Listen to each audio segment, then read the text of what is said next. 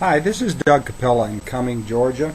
Some of you may have been watching my videos, and I just did one recently talking about the most extreme sport, which to me is certainly dating in your 40s. It's not something I would recommend for people that are either timid or faint of heart, but it was just part of the process for me to find the woman that I'm married to now.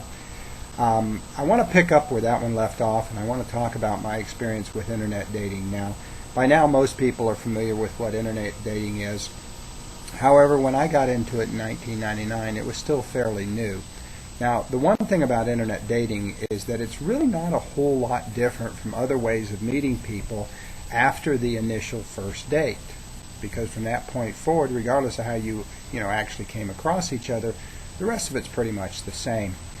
And for 5 years after getting divorced, I had met and dated a lot of different women. Usually family or friends tried to hook me up with somebody. And, some were nicer than others, but nothing ever really went anywhere. And I had my heart broken a few times, and I'm sure I probably broke a few other hearts, but there just wasn't the kind of connection I was looking for. And in early 1999, I was in a grocery store flipping through a magazine and read an interesting article on internet dating, and it specifically mentioned this one site that had these fairly lengthy profiles, which are common nowadays, where you had to fill out a bunch of essay questions, which allows you to pretty much read what the person's thoughts are, and you'd be surprised how much you can discern from somebody's written word.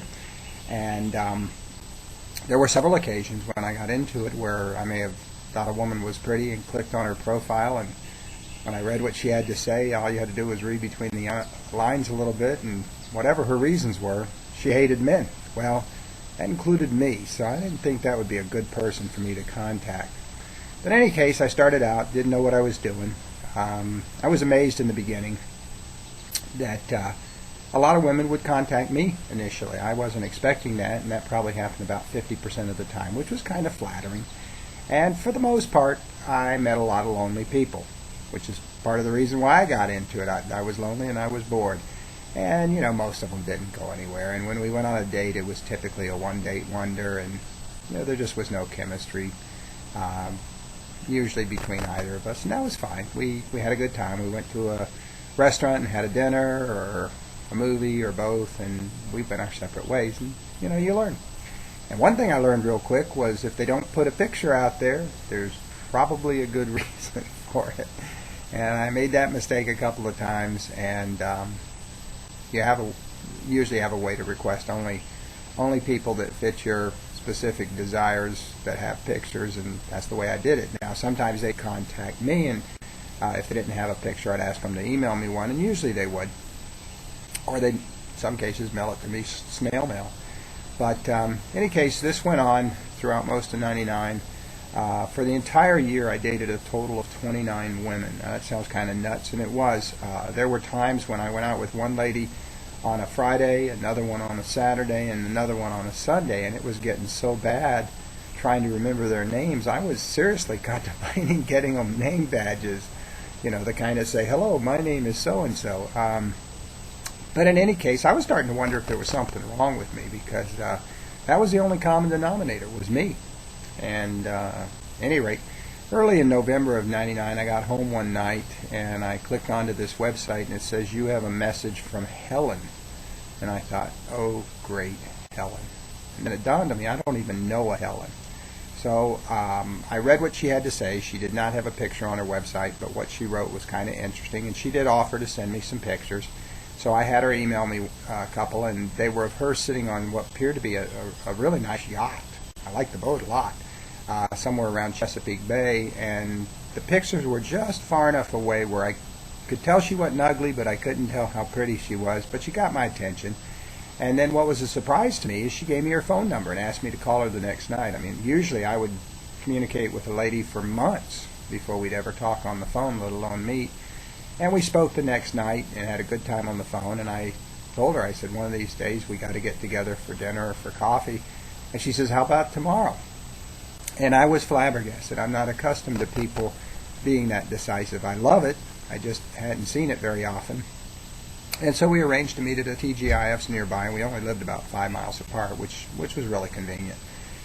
And we went there and we sat down, and I tried to make sure that anybody that I went out with was divorced, because I wasn't going to date any married people or any separated people.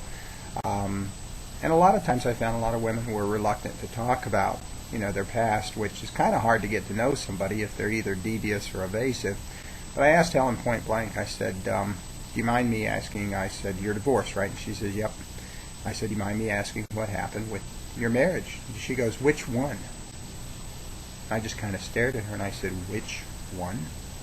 I said, how many marriages are we talking about here? And she held up 3 fingers.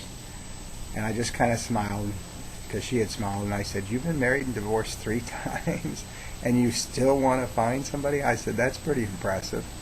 And I guess she wanted to get it out of there, and if I couldn't handle it, let's just be done with it, which I like that. I like people that are direct, and we talked about it, and she had 3 lengthy marriages with short interims in between.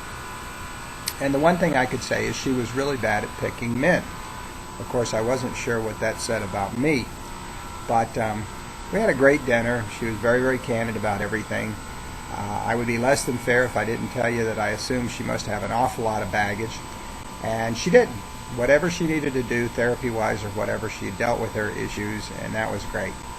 So we arranged to meet again. That was Thursday. On Saturday night, we went to see a James Bond movie and had a nice dinner afterwards. The next day, she invited me to go out walking with her, which we were both avid walkers at the time. And I had dinner at her place, and I was very impressed. She had a nice place and kept it up, really nice. And we just started seeing each other a lot. And if we didn't see each other, we were on the phone with each other if I was out of town or she was out of town. And to put it mildly, it was a whirlwind courtship. And believe it or not, we were married in 36 days. And normally I would say that's not a good idea. In this case, it worked out great.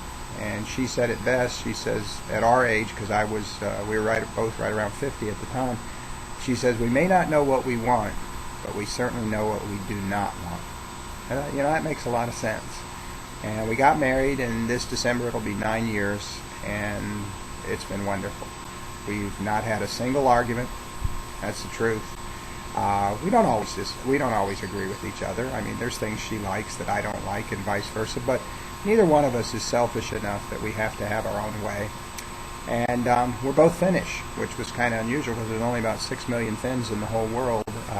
She's 100% Finnish and speaks the whole language, or speaks the language fluently. And if you've ever heard Finnish spoken, it's supposed to be the hardest language in the world, and I believe it because it sounds like gibberish. It's sort of like German on steroids. The best way I could imitate Finnish is you have to have your mouth full of food to start with. Very guttural, very guttural. It's like German. Well, I said that already. But in any case, and I'm 50% Finnish, but I only know about 4 words. I think I can ask for a bathroom, a hamburger, a beer, and a pretty lady. And I figure that would get me by in most countries. But in any case, it's been great. She's my best friend. She's my partner. I couldn't ask for anything else. I can't say that internet dating is right for everybody. Clearly, everybody I dated on there until I met Helen wasn't right for me, or me for them. But when I did find the right woman, it gave me the experience to know right away that I had the right woman, and she had the same experience. So it worked out great. And there's a lot of good sites out there. I'm not going to recommend any of them, but if you're trying to find somebody, the right person of the opposite sex, and you haven't been successful with anything else, give it a shot. You certainly no worse than meeting somebody at a bar or a gym or anything else as far as I'm concerned. Thanks a lot. I hope you enjoyed this.